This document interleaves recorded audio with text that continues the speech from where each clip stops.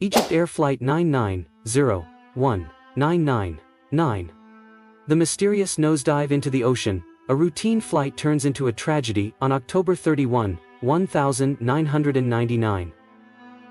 EgyptAir Flight 990, a Boeing 767-300ER, departed from John F. Kennedy International Airport, JFK, in New York, bound for Cairo International Airport, CAI, in Egypt. It was a routine transatlantic flight, carrying 217 souls on board, 203 passengers and 14 crew members. The passengers included Egyptian military officers, American tourists and airline employees among others. The aircraft, registered as SUGAP, was a well-maintained Boeing 767, known for its safety record. The journey began without issue, with the aircraft climbing to its cruising altitude of 3,300 feet over the Atlantic Ocean, following its designated route. The mysterious descent. At around 1:50 a.m. Eastern Standard Time, the aircraft was flying approximately 60 miles south of Nantucket Island, Massachusetts, when something inexplicable occurred. The cockpit voice recorder, CVR, captured the moment when the relief first officer, Gamal al-Batouti, entered the cockpit. This was in line with standard airline procedures. On long-haul flights, pilots took turns resting while relief officers managed the controls. Captain Ahmed El-Habashi was the senior officer in charge, but shortly after a brief conversation, he left the cockpit to take a scheduled break. With al-Batouti now alone at the controls, something chilling happened. The aircraft suddenly went into a rapid, almost vertical dive. The autopilot disengaged, and the plane pitched downward at an extreme angle. In just 36 seconds, Flight 990 plummeted from 3,300 feet to 1,600 feet, reaching speeds exceeding 600 mph/h. At this point, Captain El-Habashi rushed back into the cockpit, reportedly exclaiming, "What's happening? What's happening?" The CVR captured al-Batouti's repeated response, "Tawakkalt ala Allah. I rely on God." Despite the captain's frantic efforts to regain control, the aircraft continued its violent descent.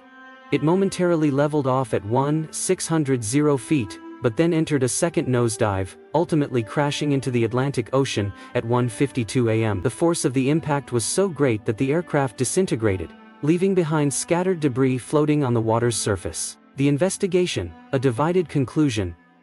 The tragic loss of EgyptAir Flight 990 sparked a complex and controversial investigation, with the U.S. National Transportation Safety Board, NTSB, and the Egyptian Civil Aviation Authority, ECAA, arriving at drastically different conclusions. The NTSB's findings, after recovering the black boxes, flight data recorder and cockpit voice recorder, the NTSB conducted an extensive review of the aircraft's final moments. The analysis suggested that al-Batouti intentionally caused the crash by manually pushing the control columns forward, overriding the captain's desperate attempts to save the aircraft. Key evidence included al-Batouti's repeated phrase, "I rely on God," suggesting a possible intentional act. The manual deactivation of the autopilot just before the dive began. The deliberate nose-down input that continued even as the captain fought to regain control. No indications of mechanical failure, all aircraft systems were functioning properly.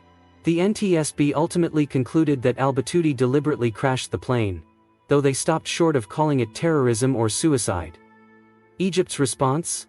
A mechanical failure?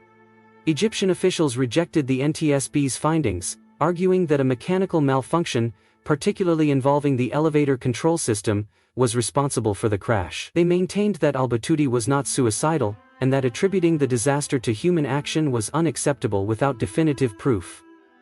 Egypt also pointed out the political and diplomatic tensions between the US and Egypt, claiming that the NTSB's report unfairly blamed an Egyptian pilot without considering all possibilities. Motive or mystery? The unanswered questions. If al-Batouti did cause the crash, the motive remains unclear.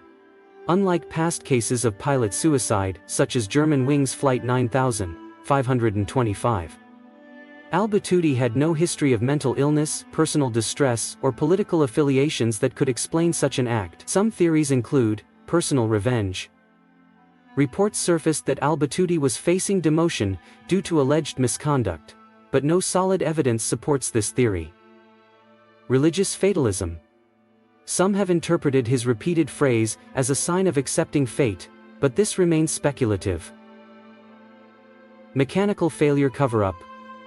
Some Egyptian officials argued that a technical issue was the real cause, but no definitive evidence supports this claim. Unanswered questions, the enduring mystery of EgyptAir Flight 990.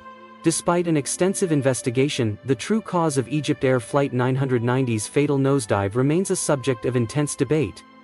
The National Transportation Safety Board, NTSB, pointed to intentional human action, while Egyptian authorities insisted on a mechanical failure. However, what continues to perplex aviation experts, historians, and the families of those lost, is the lack of a definitive motive for the suspected deliberate act.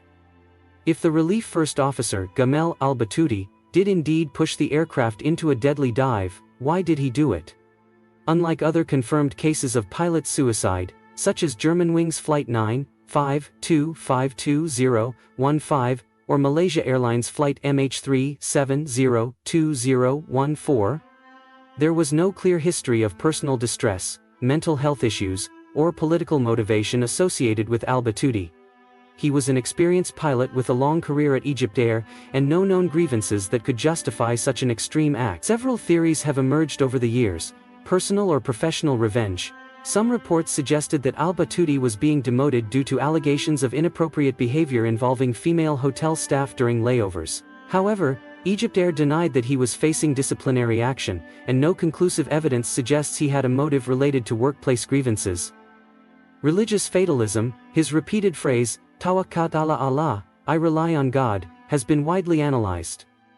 Some speculate that he may have viewed the event as an act of divine will, but religious expressions are common in many cultures, and do not necessarily indicate suicidal intent. Mechanical failure cover-up. The Egyptian authorities strongly oppose the idea of pilot suicide, instead, proposing that a malfunction in the aircraft's elevator control system caused the nosedive. However, no mechanical defects were found that could explain such an extreme and sudden descent. Adding to the mystery, the aircraft briefly recovered at 1,600 feet before entering a second, equally violent dive, which some believe suggests a power struggle in the cockpit between the captain and the relief first officer. But the exact dynamics of those last moments remain speculative. More than 2 decades later, EgyptAir Flight 990 remains one of the most controversial and unsettling cases in aviation history. Was it an unthinkable act of pilot suicide?